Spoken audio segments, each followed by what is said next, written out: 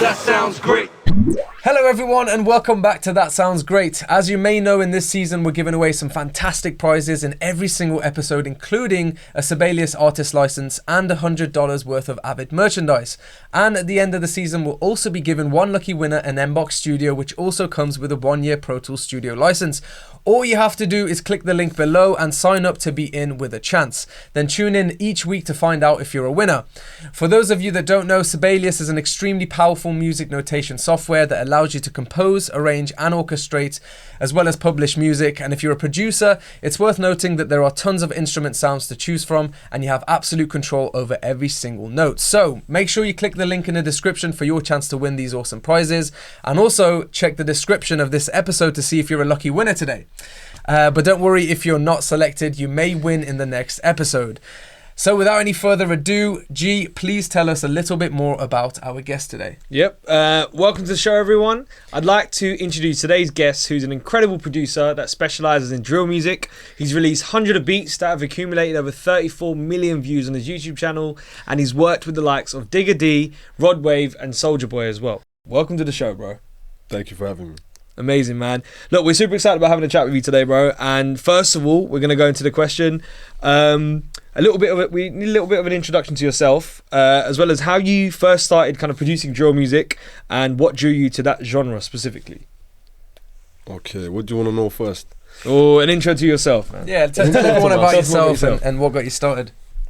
What got me started? Well, I started learning how to play piano in like year 4.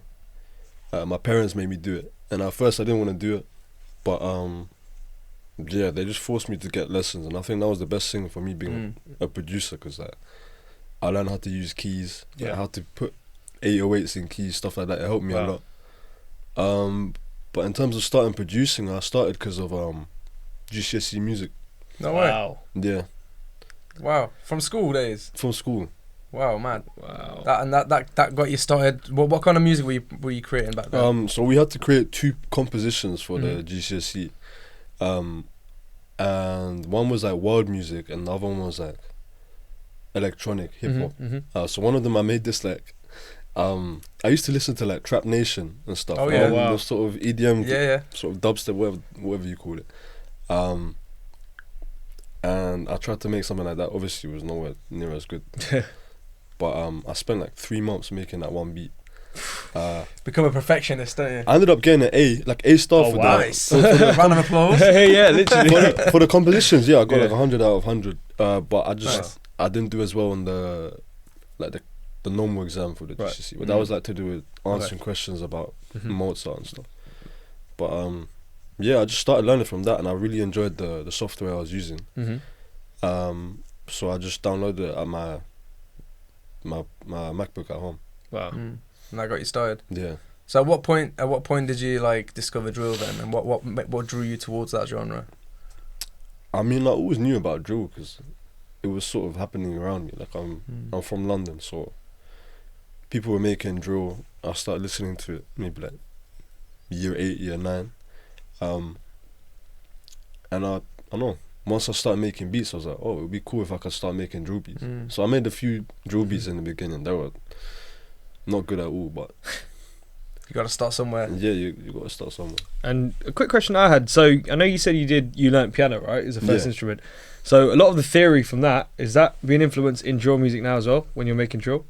What do you mean? Do you still, is it a lot of, so do you remember a lot of the theory from when you were playing piano? Does it help you towards making drill beats? Yeah, I feel like I've just sort of learned it naturally in my brain, so that I don't have to think about the theory. It just it just happens when I'm making beats. So one thing I want to add here, just because we were speaking about this a little bit earlier on today, this guy doesn't even own a keyboard. Oh, what? He programs it all in. That's mad. Point and click. Yeah. Point and click, innit? It's wild how I mean, I have one of those old like keyboards that you can play stuff on, but it's not like a MIDI keyboard, so I can't connect it to my laptop. So your theory must be absolutely mad, exactly. That's what I mean. You must know exactly where all the notes should be going, like right away. And have you got perfect pitch as well then when you're playing stuff?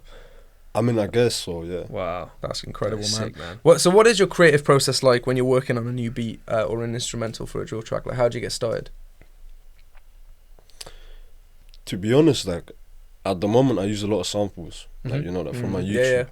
So normally I'll start with a sample that I'll look for which sample I want to use, and then from that, then I'll put the drums on. Like I'll start with, I'll edit the sample, put some EQ on it, other stuff, and then I'll put it in time, and then hi-hats, maybe snares, then kicks, then 808s. In that order?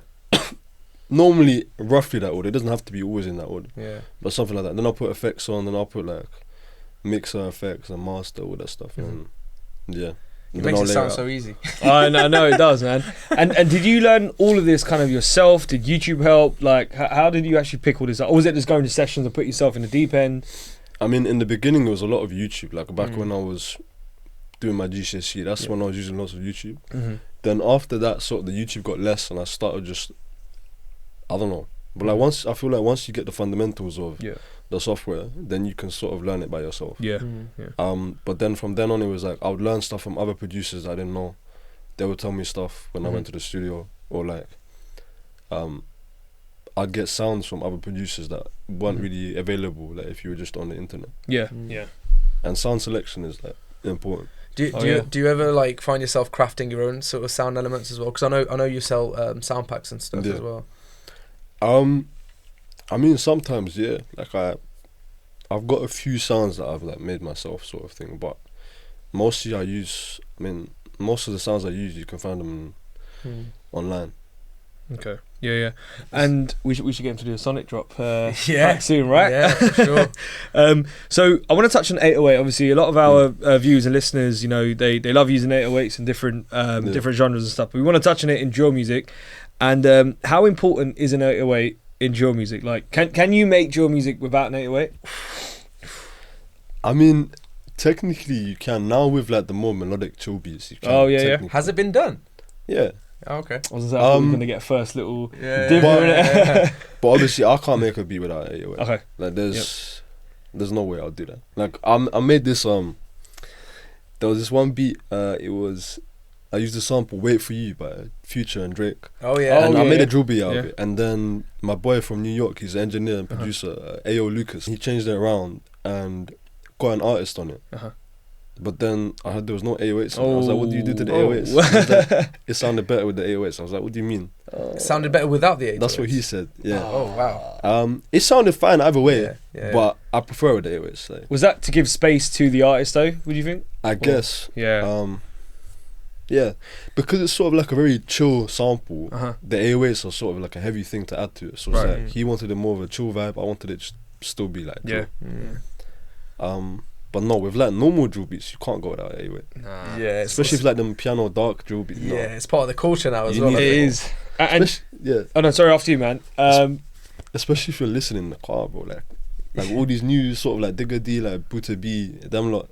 Like if you listen to them songs, imagine without an 808, that would be nuts. Yeah, it's crazy. But like most people that aren't familiar with the genre tend to not even notice the 808 until you pointed it out, which I find bizarre. Like I tried showing some of my brothers and some of my friends some drill music they've never heard before.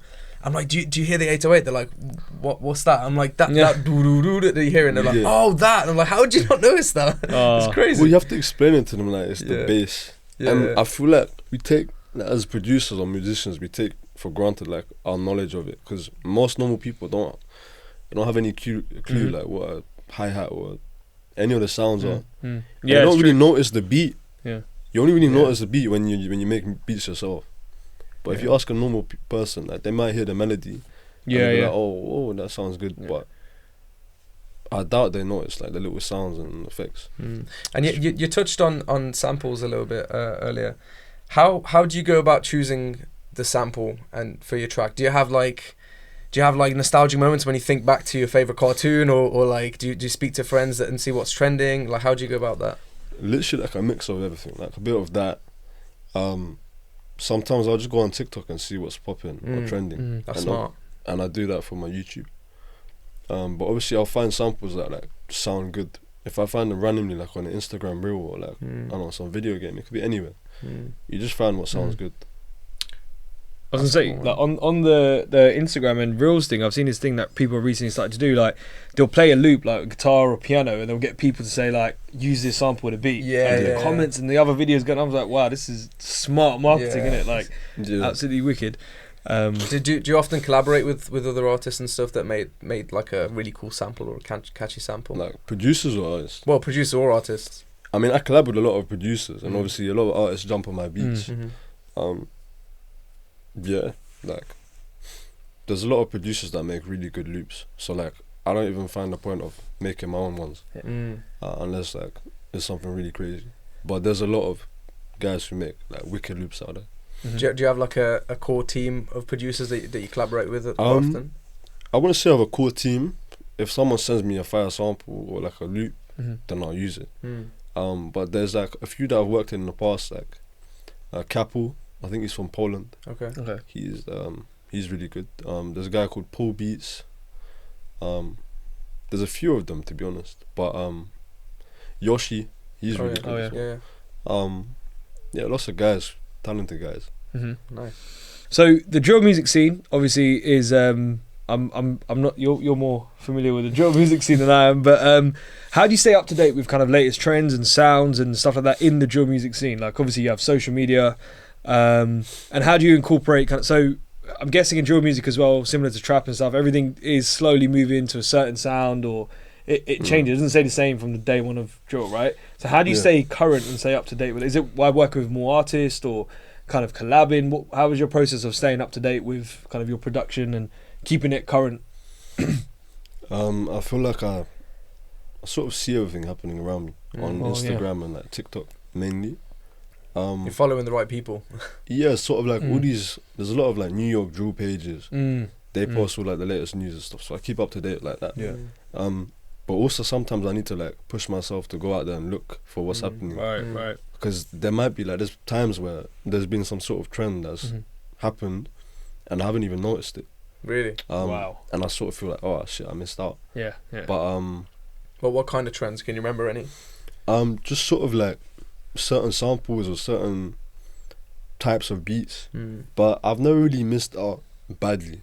Like most of the time I jump on them and then it works in my favour. Yeah, because I noticed like there was this sudden rise of like samples of childhood classic cartoons like Pink Panther and those things, and then like on a drill beat, and all of a sudden you feel nostalgic, like you said, and you're inclined to want to hear it. So all of a sudden this video has now got like, you know, millions and millions of views. So it must be fascinating to see that trend, and obviously it must be enticing to want to join in. Yeah, like I mean it depends what time, like, sort of time period you're talking about, but I remember there was that sort of, before I blew up on YouTube from beats, I had a previous channel that was sort of dead. I'd post beats on there, but they would get no attention. And then a few people did those sort of like Pink Panther drill beats and stuff. Yeah. But to be fair, like I thought a lot of the beats that were getting millions of views weren't even that good. And I was sort of like annoyed that mine weren't getting attention. But then I blew up and then I started just going ham on YouTube, and I didn't really look back after that. Fair enough. What drill music, as I'm sure you're aware, has somewhat of a negative light in front of the commercial eyes, I guess. What's you know, with a lot of the lyrics that are involved in a lot of drill songs, and obviously there's the counter argument that, you know, without this genre, all of those people that are doing drill might be doing other things to make money. So, you know, this platform has allowed them this opportunity to become an artist in their own way. But like, how do you think the genre has grown in your eyes since you started doing it, and where do you think it's headed?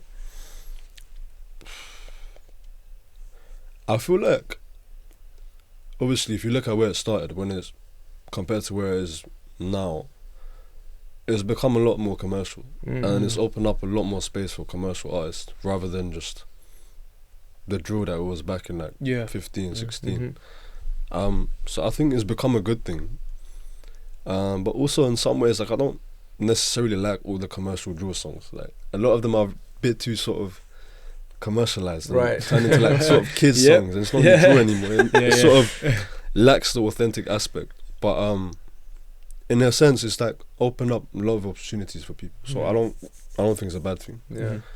So would you say like the commercialized drill is a softer version of definitely the true versions of drill tracks? Yeah, that's cool. Because you do hear kind of I say normal rappers, but you hear rappers who are very successful jumping on the drill beat and they're like, this is drill, and it's like, Yeah. really? Yeah. Like, this is a bit commercial. But yeah, bro, so we want to go into like more of your first break. I know obviously as a producer it's probably difficult to say when your first break was because you worked so hard and it's like every step is a break, right? But when was the first time you realised, wow, this is sick and I want to do this for the rest of my life, and how did that come about? When you say break, what do you mean? Like, as in like a break from music, or like? No, a big break where you realise, oh my god, like my music's just hit. Yeah, this. I'm making it now. This Yeah. is it. Like, this is my point where I want to do this as a professional. Was it a certain artist that you worked with that opened your eyes? I mean, I feel like it happens a lot, but every time it happens, I don't really deep it as much as I should. Like when I tell my friends, they go like nuts about it, and then I'm sort of like, yeah, it's crazy, but I don't. There must have been that one time though where you were like, okay, this is. There's your been a phone's few blown moments up or that, something, or What was the first one that you can remember? well, it wasn't. I mean, the first time it wasn't really like a big break actually, but this is before I blew up on YouTube for beats. It was when I don't know why, but for some reason I was on Clubhouse and I joined some random room, and you know Pac-Man, he was in it. Yeah. And I talked to him and I showed him some beats, and I was really nervous and excited because this was like way before, like I didn't have a name back then. And I What showed year him was some, this? like maybe 2020. Okay. Wow, not that long ago. Wow. Yeah, it wasn't even long ago. But yeah, I was on Clubhouse. I talked to him, showed him some beats, and he actually really liked them. So he was like, "Yo, bro, I want to like make you my producer and stuff." And I went home after that. I told my dad like I really want to become a producer. Like I don't know, I was just feeling really good about it. Yeah. Even though it wasn't a crazy thing looking at it now, but back then it was like Big deal. yes. Yeah. Insane, man. But then since then, I'd say like when Digga D jumped on my beat, that was crazy because I was on the phone to my girlfriend, and then all of a sudden bare people just started spamming me saying, "Look, Digga D just used your beat." I was in Germany at the time. So you didn't know at the time? I didn't know. Like he did it on live first. Oh, He showed it on his wow. live, and bare people started tagging me. And I was like, "What's this Right. about?" So I was like, "Hold up," and someone sent me the video, and I was like, "Oh, mad." That's insane. And how did he get hold of your beat then? Like, did you From YouTube. YouTube. Oh, All my, sorry. like, pretty much everyone gets my beats from YouTube. Apart from like Wow. my first few placements were, I think my first big placement was Unknown P, Fry in the Booth. Obviously, Okay, he's a right, yeah. comedian, but that Yeah. got like, I don't know, 12 million views now or something. Mad. But yeah, I got that beat to him by sending it to his email because I DM'd him. Right, okay. And then my second big placement was Country Dance. I sent beats to their email. Yeah. But then after that, that was when my YouTube blew up. And then everyone just started coming, they would just take the beats off my YouTube. I don't have to send anything. That's amazing. And your beats are available on BeatStars as well, right? Yeah. Everybody, go check the beats out if you need a new beat.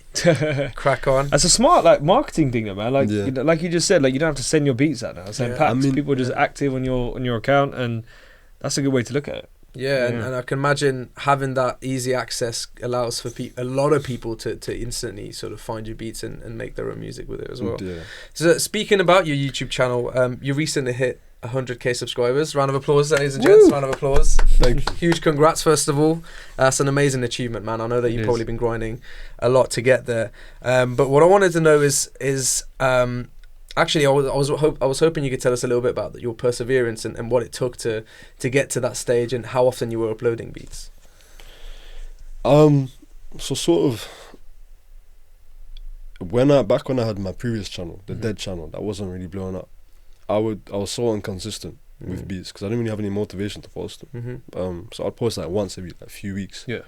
But I always promised myself that with this new channel, once it blew up, I would just post as much as possible because I knew that like once you blowing up is one thing, but once you blow up, you have to be consistent. Otherwise, Oh, you yeah, fall yeah. off. Yeah. So I always had that in my head. So I was kind of lucky because when I started blowing up on that new channel, I was in my year abroad in Germany, so I didn't really have much university work to do. Yeah. So it blew up, and then I just started posting like. At first it was like once every other day, and then I started doing once every day, then once every other day, then once every day, like alternate. That's insane. How long did each beat take you to make, roughly, on average? I don't know, like 2 hours, 3 hours. sometimes longer. Depends. And was it like a certain time in the day that you're like, okay, this is my time to start? I'd try and post it by like 8-9 p.m. evening time. Wow. But sometimes it would get late because I'd come back from doing stuff. Yeah. No. What I mean is, what time would you start the beats? Is there like a time that you're like, okay, 9 a.m. I'm gonna start the beats? Normally I start in like the evening, like 6 p.m. Wow. 7 p.m. Uploaded by 9. That's crazy. I'd try it. Like sometimes I wouldn't finish it on time because I don't know, I feel like I'm a bit of a perfectionist in that I won't post the beat until it's ready to be posted. Like I'd rather just wait a day and then post it, but I feel bad about that.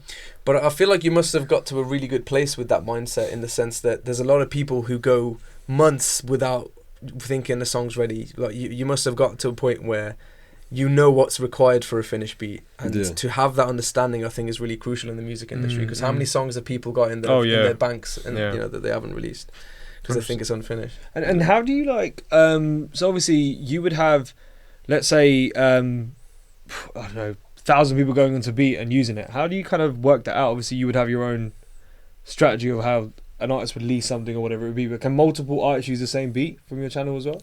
Yeah, if it's just a normal lease, then yeah. They can. Wow. But if someone buys it exclusive, obviously, like then you delete it from the channel and that's it. I don't delete it from the channel. I just put sold and I remove the link from the BeatStars and people can't buy it anymore. Wow.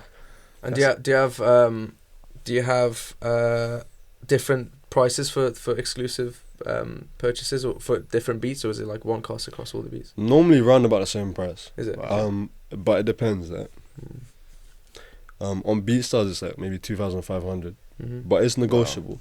That's amazing, man. And sorry, just to double check, how old are you again, bro? 21. 21 years old. That's amazing, man. Smart. That's insane. Smart, bro. Fair enough, man. That's insane. There you go. It's that time of the show, ladies and gentlemen. So, yeah, you're probably wondering what's going on right now, but this is the part of the show that we call the album interlude section. Yeah. Essentially, what that means is you've got 60 seconds to answer as many quick-fire questions as possible. Okay. There's going to be a mixture of music ones, a mixture of random ones. So apologies in advance for those. But we're going to see how many you can get, and then at the end of the season, we're going to tally up the points and see which of our guests got the most points. Yep. How does that sound? Let's do it. Terrified? Yeah. You go first? Yeah, okay. Yeah, cool. So, without any further ado, your time starts now. What's your favourite BPM? 145. Digital or analog? Digital. 808 or kicks? Both. Favorite artist ever? Meek Mill. What's your favourite cartoon show? Scooby-Doo. Favorite EQ? Fab Filter. If animals could rap, which would be the hardest in drill? A Rhino. Favorite compressor? Just a normal one. That one. F1 Studio. Stock one, yeah? Stock one. I like that. Weirdest place you ever made a beat in? On an airplane or like in a car going at like 150 miles an hour. Not dangerous. Sick. Your favorite plugin to produce? So more music creation. What do you mean? So like any Contact. Dream artist to produce for? Meek Mill. Favorite instrument? Piano. Hardest drill rapper ever? Nito MB. Favorite reverb plugin? Valhalla. If you weren't a producer, what would you be? Oh, DJ. that was after the buzzer. Nah, I'm not having it. That was after the buzzer. Damn. But you went through them quick, bro. I was at the end of mine. Yeah. I only had one last question left, man. Actually, let me ask the last one anyway. We're not going to count it in, but monitors or headphones? Headphones, bro. This guy's a producer. See, I like that. But you know, I don't even use any crazy headphones. I use the normal like Apple earphones. No way. Yeah.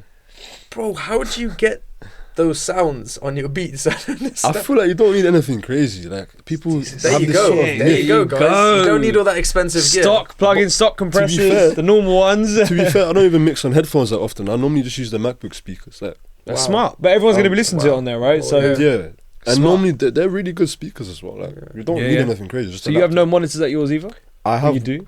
I have one monitor. I have one. Literally, I don't have to buy the second one. I love that. Man mixes in mono. This is before I blew up. Yeah. It's a KRK Rocket 5, I think. Wow. Okay. But I only had one. Honestly, I admire how humble you are. Yeah, bro. You're killing it. To be fair though, there is something to the whole mixing what you hear on MacBook speakers and AirPods, because like you say, most people are going to be listening to on those platforms anyway. Do you ever do the car test on your mixes? I mean, I just use it to listen to the beats after, like anyway when I'm in the car, but I don't use them to test the mix, because normally if I've mixed at home, then it's normally good already. Okay. I suppose if you've done enough, you get to a stage where you know what certain levels should be, especially for like 808s and kicks, I can imagine. Cool, so I'm going to jump into a question now. So you worked at Digga D and DD Osama. How does the UK drill scene compare to the New York scene? It is different. It has similarities, but it is very different. Like the way they rap is completely different. Like, really? New York is obviously a lot more aggressive, shouting most of the time, unless it's like Chef G or like Sleepy Hollow. But the new ones are all aggressive shouting. Right. They have a lot more energy. UK is more chill, but they're both hard in their respective ways. What about the culture? Is there a lot of similarities as far as the culture is concerned? Sort of. I mean, they are very different. There's sort of similarity, like they both wear Nike Techs and stuff like that. But like the slang is completely different in New York, because I was in New York in like September, and it is interesting how they do stuff. Like it's a lot different. Do they creatively different as well in terms of like getting a song over the finish line? In terms of with music. Yeah. So like from song creation process from start to finish, are there any differences there to artists you work with in the UK? I mean, I'm not really sure. I feel like every artist, doesn't matter where they're from, they're just going to be different anyway. Everyone has their sort of own way of doing stuff. Fair enough. So what advice would you give to any aspiring producers out there if you were to offer any?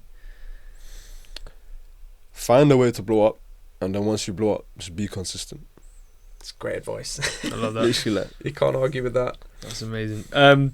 Cool, man. So look, thanks for being on the show today, man. And we wanna just get a little insight of what you're kind of working on, what you can say, any future collaborations, upcoming projects. Kind of what can people, because obviously you've got a fan base now and there's tons of people, 100,000 plus people watching your stuff. So what can people expect from you, and what can you talk about and tell us what you're working on?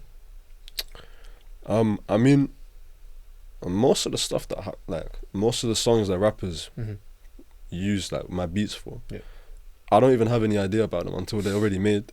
It's amazing. Or I love that. Because they find them on my YouTube, like I don't send them out. But with the ones that I send out, like I sort of get some sort of idea of what's going on with that. Like I have one with Sugar Hill D Dot and BBG's Osama. Okay. That one's coming out soon. The only problem with that one is I used a sample from GTA, and they want me to change it. The management wants me to change it so that, because it's going to be BBG's first release.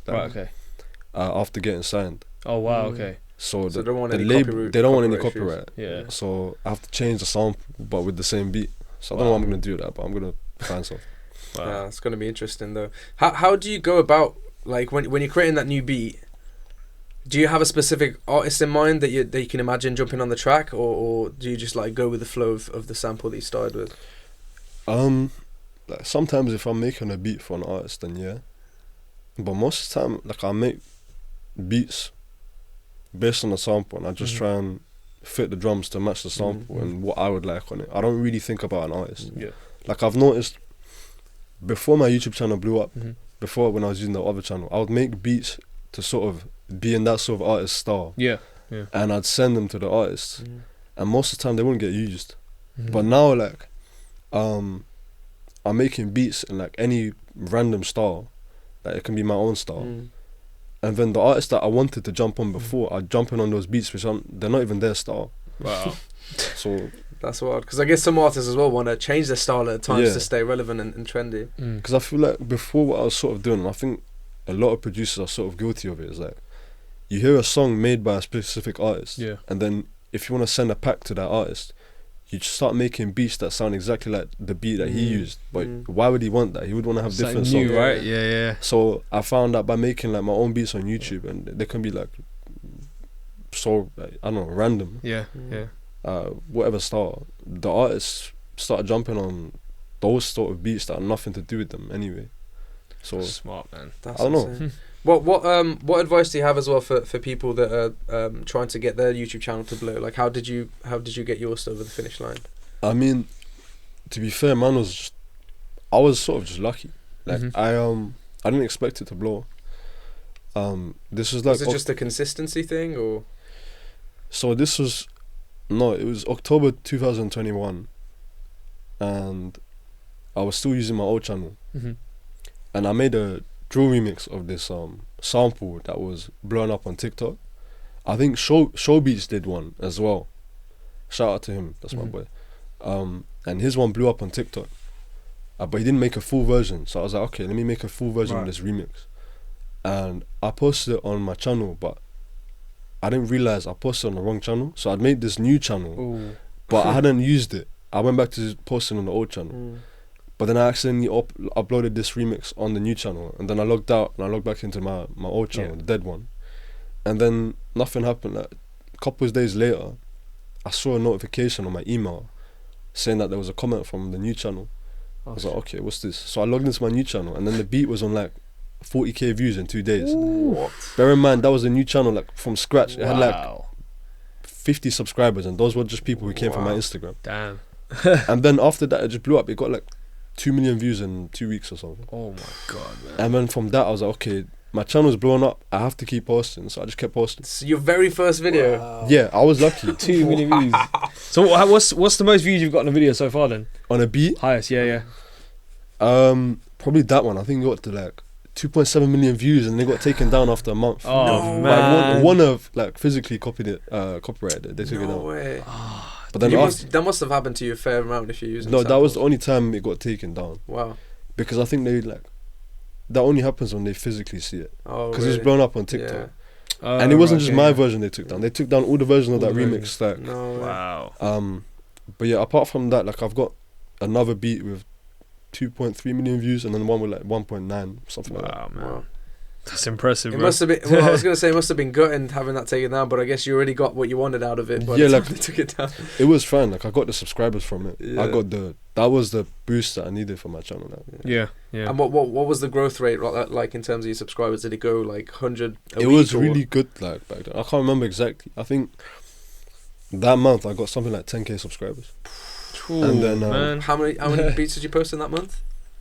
I was posting maybe like one every other day, so maybe like 15, okay, you were maybe consistent. 20, something like that. Yeah. Wow. So I guess the moral of the story is you need the big break, but you need to be consistent, right? Once Very you blow up, you consistent. need to be consistent. Yeah. I feel like a lot of rappers and producers, they make the mistake of they've built a following Mm-hmm. and they've got some drop good off. views, but then they just decide to be lazy. They go on holiday for like a month. Mm. They stop posting beats, and then when they come back, they got no views anymore. And then it was sad for me to see that happen to like a lot of people I know, even with artists. Like Yeah. a lot of artists, they stop making music for like a year and then wonder why when they come back, no one wants to listen to it anymore. Yeah. Yeah. Um, What's your work rate at the moment? Then are you on the everyday beat? Or I'm every still other trying day? to post every day. Sometimes I can't make every day, so Yeah. I skip a day. But like there were a few times back when I was in Germany, especially because it's like January 2022. It was lockdown over there, and it was winter. It was cold, so I was just in the apartment I was staying at, just making beats pretty much all day, and then going gym. And my sleep schedule was messed up. I would go sleep at like 6 a.m. Wow. wake up at 3 p.m. But I would post a beat like consistently, almost every day. Wow, man. But there were a few times where I sort of broke down, and I just couldn't, like, what do you call it, like burnout. Yeah. Oh, you're just done, right? Like, I was just exhausted. like, I didn't Yeah. have any more motivation to do it, and I Yeah. was just like, really just, I couldn't, like, I felt sort of, Wow. what's the word? Drained a little bit, right? You need a break sometimes, though, Yeah. right? You Yeah, need so I that just took a break, break. I took a break, just like Yeah. went outside Mm. for that day. Didn't just forgot about beats, Mhm. and I found out the next day I got back to normal again. All you need is that one. That day. happened a that couple break. times, Yeah, like, yeah, yeah. especially like, mental health is mad. Like Yeah. Very important, if man. you're being Yeah, too yeah. consistent. Like. Well, Yeah. with that sort of amount of beat producing, surely it must be hard to keep creative though as well. I can imagine, like, especially if you're working around certain guidelines as far as the genre is concerned. In terms of the 808 stuff, how do you keep it fresh and creative with every new beat that you create? Because I imagine you want to make it sound different to the last beat. Yeah, I feel like, especially the difference between posting every day and every other day, even that is big. And especially when you're posting every day, you sort of like, it gets tiring after a point. Yeah. So you need some breaks, because otherwise it feels very repetitive. Mm. And it feels like you're just sort of making beats like a machine, just factory process, rather than actually creatively making them, which is what I started off like. I wanted to make beats because I wanted to, not just because I have to. But I guess it's just part of it. But I guess with 808s you don't really have to do anything crazy. I feel like a lot of the times you can just follow the bass, like the chord progression, and it'll sound good with sample drill. If you're doing like normal drill beats, it's good to have like a lot of slides and stuff, not too many, because then otherwise artists don't like that. But no, I never really have a problem with like 808s being different. But in terms of what I do to be more like sort of unique each time, like I do a lot of collabs, because I feel like when you get ideas from other producers and build upon them, you got like a different sort of bass, so it sounds completely different. Like I've been collabing a lot with Y-Mads recently, and a couple other producers, but he's been like the stuff he sends me, like the projects, they're really creative and different. Oh wow! So it helps when I jump on them because it's just unique. Wow, fair enough, man. Well, thank you so much for taking the time to come on and see us today, man. Really appreciate it. It's truly inspirational, and I hope that some of you viewers and listeners out there who like to produce music or drill music or any type of music in general, there's a lot of golden gems hidden in there for you guys. Thank you for coming to the show, and if you are listening on your preferred digital streaming platform, please give us a 5-star review, and if you're tuning in on YouTube, please make sure you like, comment and subscribe, and hit that notification bell to stay tuned for future episodes. Guys, thank you so much for taking the time to listen to us today, and we'll see you soon. Thank you. Take care. That sounds great.